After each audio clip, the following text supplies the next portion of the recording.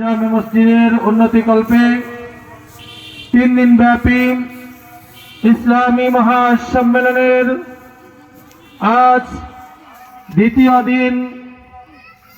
আজকের উদ্বোধক হিসেবে থাকবেন জনাব মোহাম্মদ জহুরুল ইসলাম জুয়েল, ফার্মাসিস্ট, কেন্দ্রীয় উপ স্বাস্থ্য কেন্দ্র মোতালেব হোসেন বরকতি সাহেব, ধর্মীয় আলোচক, বিটিভি ও অন্যান্য স্যাটেলাইট চ্যানেল ঢাকা।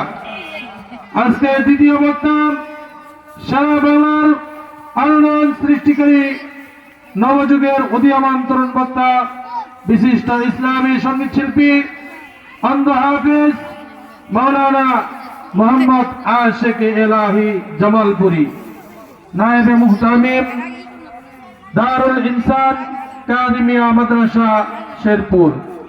উক্ত ইসলামী মহাসম্মেলনে আপনারা দলে দলে যোগদান করে দু জাহানের কামিয়াবি হাসিল করুন। সম্মানিত উপস্থিতি, সম্মানিত এলাকাবাসী, এ পর্যায়ে আপনাদের সম্মুখে বিভিন্ন পরিবেশনা নিয়ে আসছেন মাদ্রাসাতুন নূর নেতামাশারা ধনবাড়ি টাঙ্গাইলের হিফজ বিভাগের ছাত্ররা।